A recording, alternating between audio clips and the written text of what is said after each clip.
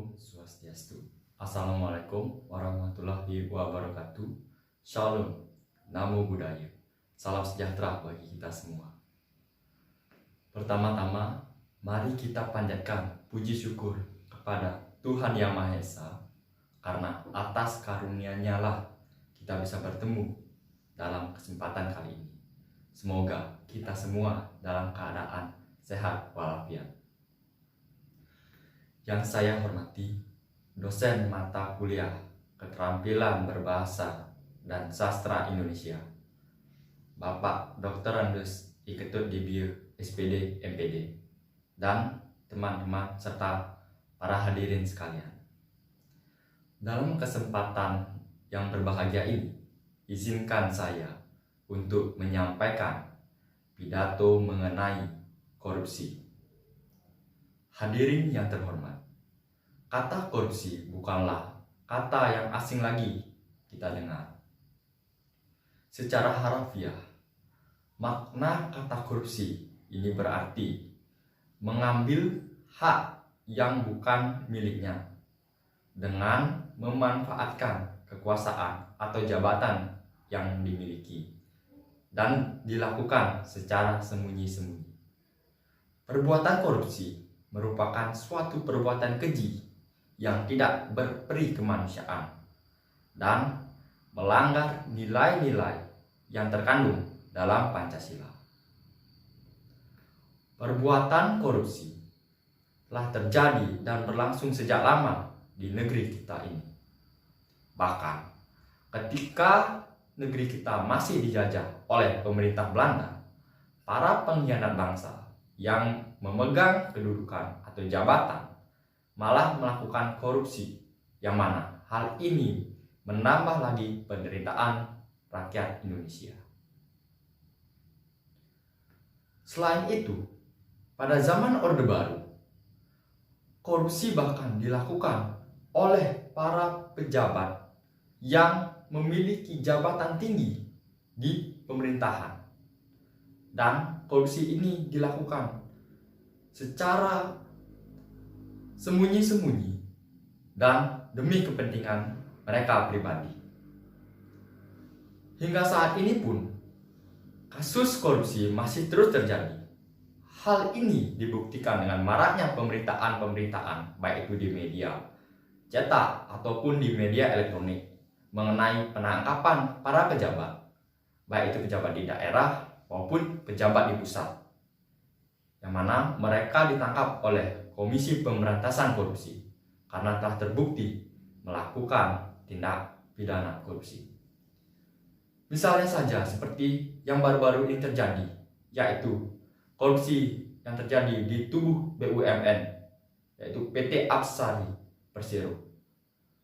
Dalam kasus ini, kerugian negara ditaksir mencapai 23,7 triliun rupiah.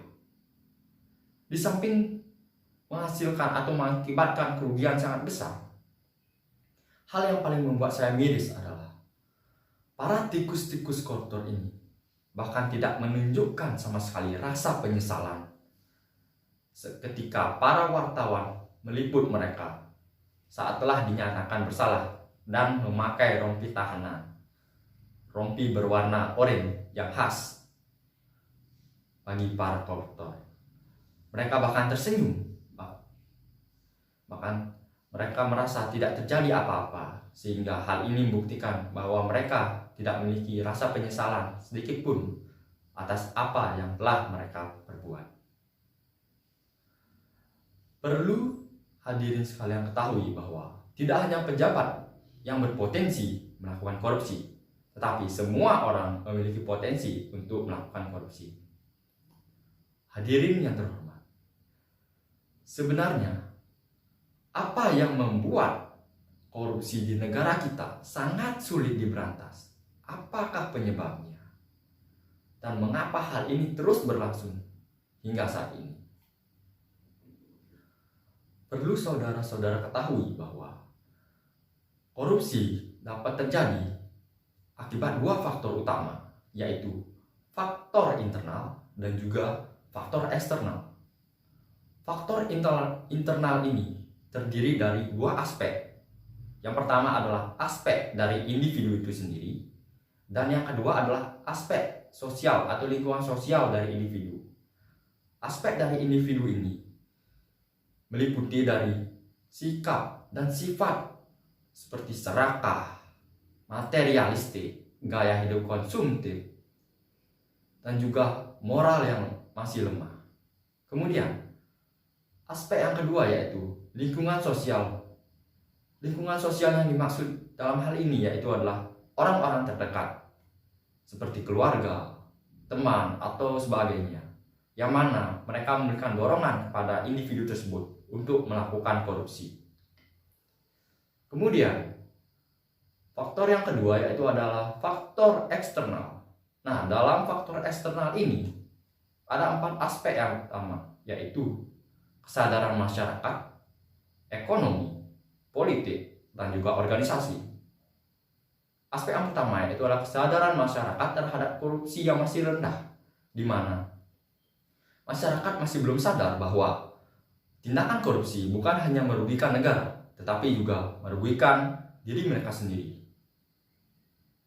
Selain itu juga, sikap dan perbuatan masyarakat seperti memberikan uang tip kepada aparatur negara setelah mendapatkan pelayanan yang cepat dan memuaskan, hal ini juga akan memfasilitasi terjadinya korupsi. Aspek yang kedua yaitu adalah aspek ekonomi. Dalam hal ini, korupsi dapat terjadi apabila individu merasa bahwa pendapatan yang mereka dapatkan masih kurang untuk memenuhi kebutuhan mereka sehari-hari, sehingga mereka melakukan korupsi. Kemudian faktor yang ketiga adalah faktor politik. Contohnya di sini adalah tindakan money politik yang dilakukan saat pemilu.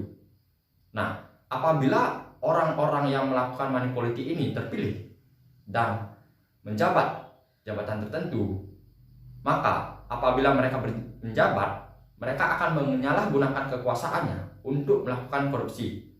Hal ini dilakukan untuk menutupi pengeluaran yang mereka keluarkan ketika melakukan tindakan money politik. Kemudian yang terakhir adalah aspek organisasi. Nah, dalam aspek ini perlunya keteladanan dari seorang pemimpin. Maksudnya di sini adalah apabila pemimpinnya melakukan tindak pidana korupsi, maka kemungkinan besar para bawahannya pun akan berani melakukan tindakan serupa. Dan juga apabila lemahnya sistem pengawasan, sistem manajemen dan akuntabilitas pada suatu organisasi, maka tindakan korupsi akan semakin besar untuk terjadi. Potensinya akan semakin tinggi untuk terjadi. Nah, melihat dari faktor-faktor tersebut, saya ingin menekankan kembali bahwa untuk memberantas korupsi tidak hanya bisa dilakukan oleh pemerintah saja, oleh KPK, oleh penegakan hukum semata, tetapi harus dimulai dari diri kita masing-masing. Khususnya bagi para generasi muda, kita harus menanamkan nilai-nilai kejujuran dan integritas agar nilai-nilai tersebut tertanam di alam bawah sadar mereka, sehingga itu akan menjadi fondasi yang kuat untuk mencegah mereka melakukan tindakan korupsi.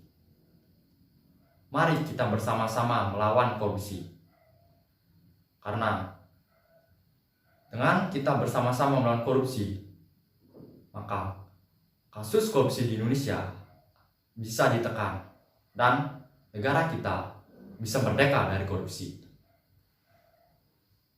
Hadirin yang terhormat, demikianlah pidato saya mengenai korupsi di Indonesia. Apabila ada salah kata maupun kata-kata yang kurang berkenan di hati para hadirin, saya mohon maaf yang sebesar-besarnya. Akhir kata, saya ucapkan terima kasih. Om Santi, Santi, Santi. Om.